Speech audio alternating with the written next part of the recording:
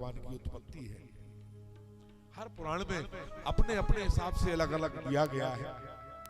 यहाँ भागवत जी की कथा को सुन रहे हैं तो हम लोग भागवत में जैसे भगवान की उत्पत्ति है हम वैसे ही इसको बताएंगे आपको।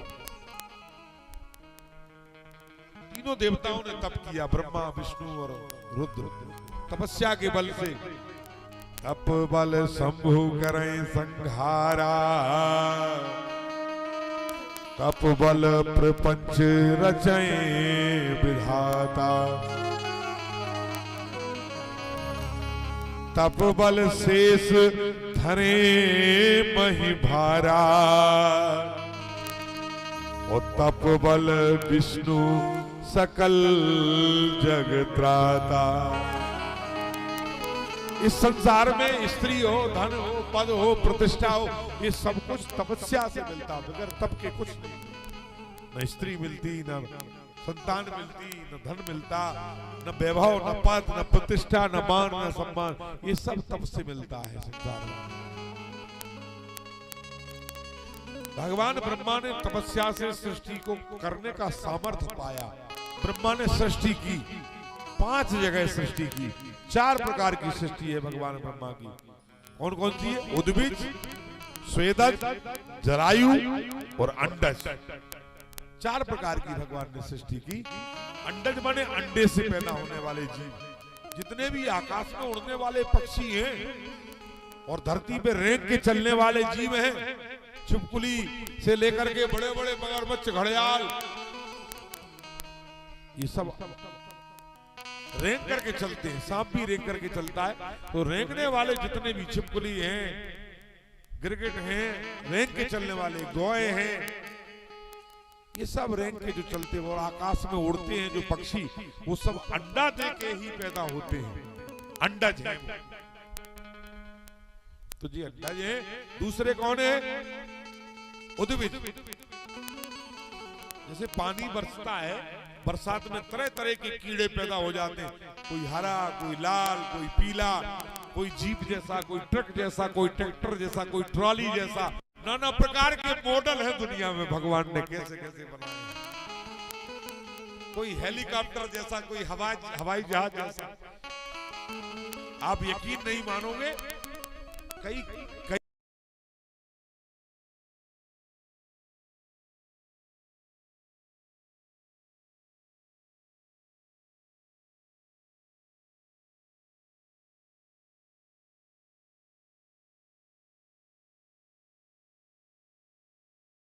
देखेगा आप, सबको देख देख कर ही मनुष्य ने इन सबका आविष्कार किया है। जीप हो, ट्रैक्टर हो, ट्रॉली हो, चाहे हवाई जहाज हो, हेलीकॉप्टर हो, सब इनसे ही देख के किया है। तरह तरह के मॉडल है। आदमियों में भी तरह तरह के मॉडल है। भगवान ने कैसे कैसे मॉडल बनाए, उस बनाने वाले की तारीफ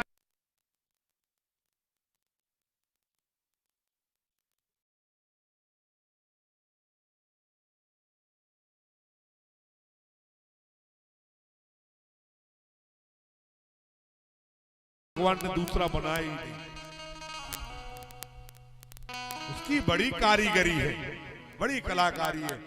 अरे थोड़ा मोड़ा 19-20 मिलता जुलता हो जाए, मेला में किसी की घरवाली हिरा जाए और दूसरे की मिल जाए, मिलती जुलती हो, तो वो बेचारा हाथ पकड़ के कहे कि चलो घर चलो श्रीमती जी, रट्टा हो जाएगा। इसलिए भगवान ने किसी का बच्चा किसी का जैसा हूबहू मिल जाए, वो मधुशाला में मदरा पी रहा हो, दारू पी रहा हो वहां, और कोई भला आदमी देखा है और घर में आकर के उसके माँ बाप को बताए कि आपका बेटा वहां, जबकि उसका नहीं था, उसके बेटे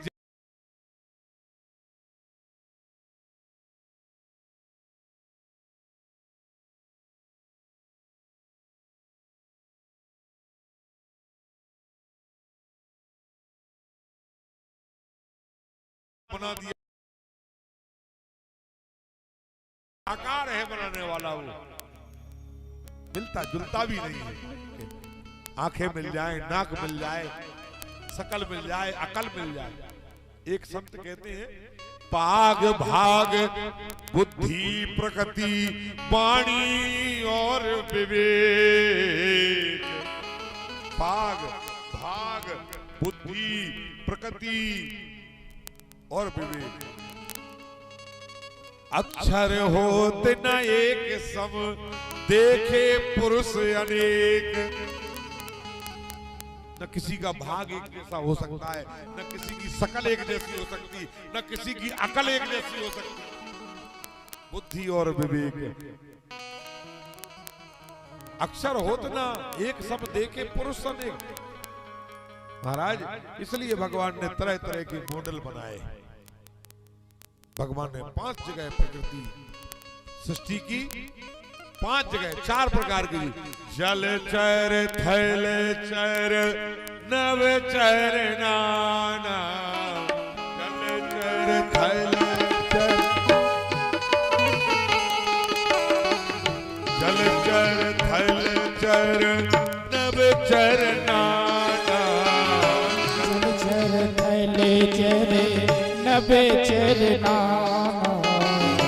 ये जड़ चेतन जीव जहाना। ये जड़ चेतन जीव जहाना। जल चर थल चर नव चर नाना। जल चर थल चर नव चर नाना। ये जड़ चेतन जीव जहाना। जीव जहाना।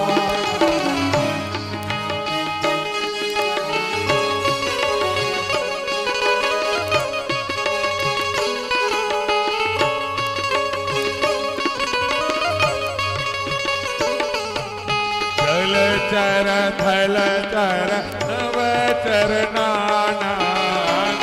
चर थल चर नव चर नाना। जड़ चेतन जीव जहाना। जड़ चर जीव जहाना। जड़ चेतन चर चर नव चर नाना।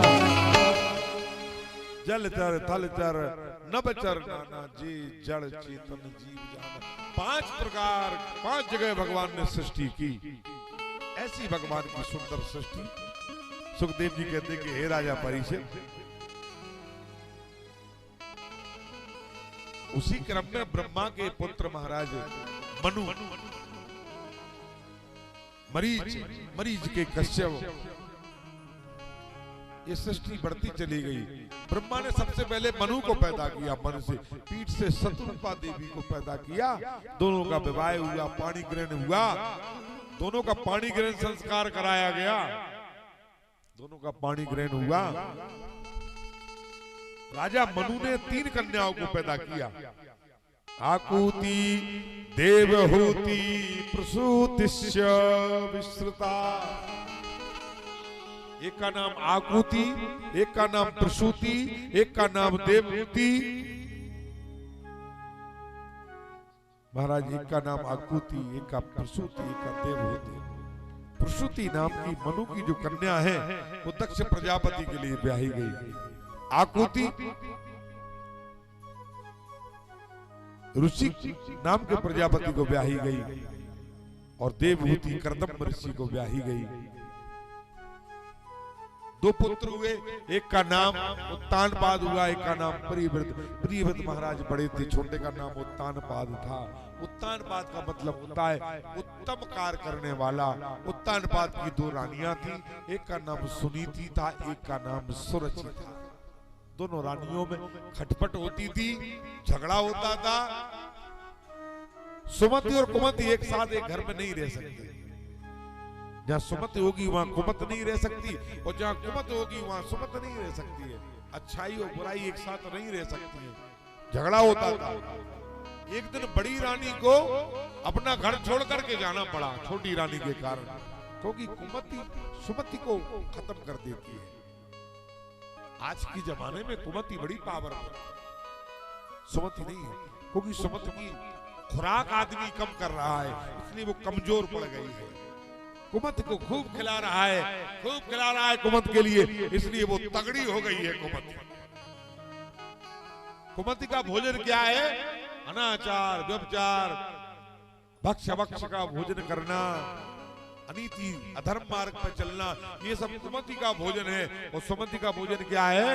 सत्संग करना, शास्त्र की बातों को मानना, गुरु की सेवा करना, माता पिता का सत्कार करना, 9 भक्तियों में से 9 की 9 करना, ये सब सुमति का भोजन है। आदमी सुमति के लिए भोजन नहीं दे रहा। खुराक नहीं करोगे तो कमजोर होगा कि नहीं? 2 जानवर पालो, एक के लिए आप खाने को कम दो, एक को खूब सानी बना बना करके खिलाओ, तो बताओ तगड़ा कौन हो जाएगा? जिसे खूब सानी खिलाओगे वो तगड़ा हो जाएगा, और जिसे अब खाने को नहीं दोगे वो कमजोर हो जाएगा। तो सुमति का भोजन जो होता है, सुमति की जो खुराक है, वो आदमी देता नहीं, इसलिए सुमति हार जाती है और कुमति जीत जाती है। क्योंकि कुमति के लिए तगड़ा कर लेता आदमी, गलत काम कर करके। तगड़ा आदमी तो कमजोर को गिरा ही देगा। 2 साण लड़े आपस में, एक कमजोर हो, एक तगड़ा हो, तगड़ा साण एक जड्ड मारेगा तो कमजोर वाला बेचारा बैल गिर ही जाएगा। सीधी तो बात। इसलिए सुमति हार जाती है, कुमति जीत जाती है।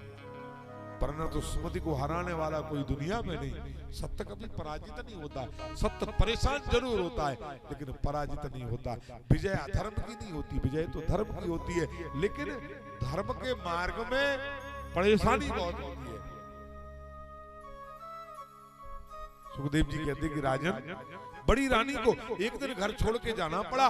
जंगल में एक बेटे को जन्म दिया जिसका नाम ध्रुव हुआ। महलों में छोटी रानी सुरक्षी ने जन्म दिया, उसका नाम उत्तम हुआ। उत्तम मूर्ख बालक था, ध्रुव बड़े ज्ञानी थे। 5 वर्ष की आयु में अपने पिता को ज्ञान का उपदेश दिया ध्रुव ने।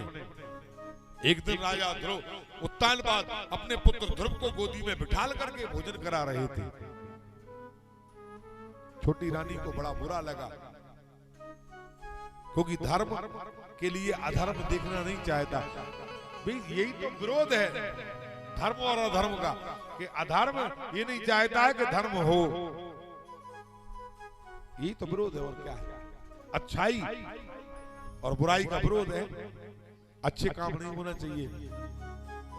बुराई चाहती कि बुरे काम हो, अच्छे काम ना हो। अच्छाई चाहती कि अच्छे काम हो, बुरे काम ना हो। इसलिए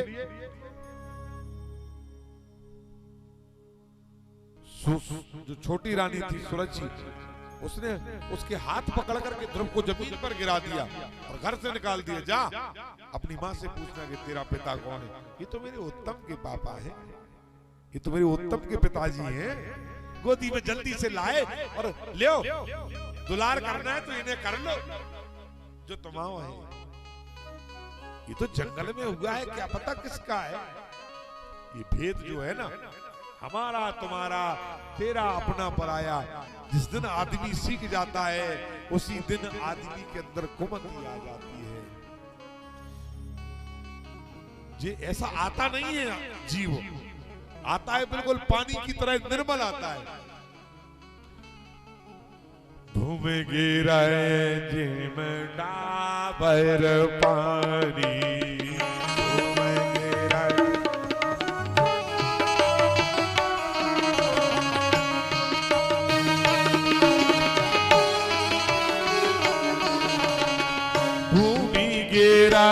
जिम डाबर पानी,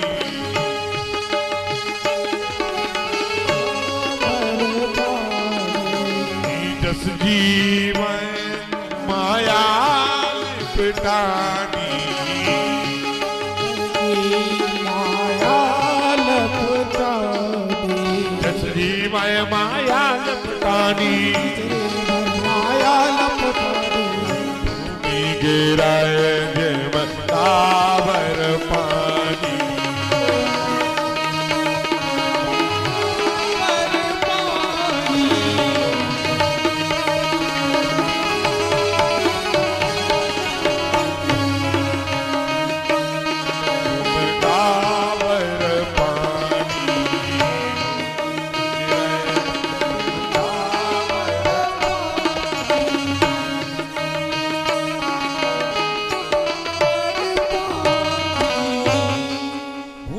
गए जिम डावर पानी। जैसे तालाब में पानी गिरता है आकाश से, गिरते ही मैला हो जाता है, यदि उसे बर्तन में लिया जाए तो स्वच्छ और निर्मल है। ऐसे ही जीव संसार में आकर के मायाचारी हो जाता है, उसे अपने और पराये का ज्ञान होता है। दुनिया में आने के बाद ही अपना और पराया जानता है। ध्रुव माता के पास पहुंचे, कहा माँ मेरा कौन है पिता बता। माता ने कहा पुत्र जिसका कोई नहीं उसका परमात्मा होता है, तो उसे पाने के लिए उसका तप करो। ध्रुव 5 वर्ष की अवस्था में तप करने के लिए जंगल में निकले। नारद जी महाराज रास्ते में आए और ध्रुव से कहा पुत्र लौट जाओ, ये मार्ग बड़ा कठिन है। नारद जी से कहा महाराज इस मार्ग पर आना तो सरल है, लेकिन इस मार्ग पर से लौटना बड़ा कठिन है। अब लौट करके नहीं जाऊंगा चाहे कितने भी दुख आ जाए। तो नारद जी ने जब दृढ़ विश्वास और दृढ़ भक्ति को जब ध्रुव की देखा तो मंत्र दिया नारद बाबा ने, क्योंकि भगवान उन्हीं को मिलते हैं जिनका निश्चय अडिग होता है, दृढ़ होता है, जिनकी भक्ति में अटल विश्वास होता है, जिन्हें भगवान पर अटल विश्वास है, भगवान उन पर कृपा करते हैं। ध्रुव की भक्ति में अटल विश्वास था। नारद ने विचार किया ऐसे ध्रुव को अपना शिष्य बनाना चाहिए, इसे भगवान मिलेंगे और जब इसका उत्थान हो जाएगा तो लोग कहेंगे कि नारद बाबा का चेला है। गुरु भी चाहता है ऐसा चेला उसका मिल जाए कि गुरु को भी गर्व हो उस पर। हर पिता चाहता है उसकी संतान ऐसी हो कि एक दिन लोग कहें कि वाह इसके माता पिता के लिए धन्य है, लोग कहें वाह इसके गुरु के लिए धन्य है। जिसका चेला ऐसा है तो गुरु कैसा होगा। इसलिए गुरु भी चाहता है कि शिष्य भी काबिल मिले, इस पर गर्व हो सके कि ये मेरा चेला है। महाराज उसी मंत्र का जाप किया, ओम नमो भगवते वासुदेवाय, द्वादश अक्षरी मंत्र दिया भगवान को, वैष्णव मंत्र दिया। ध्रुव ने इस मंत्र को जप करके 1 महीने तक जप किया, भगवान नहीं मिले।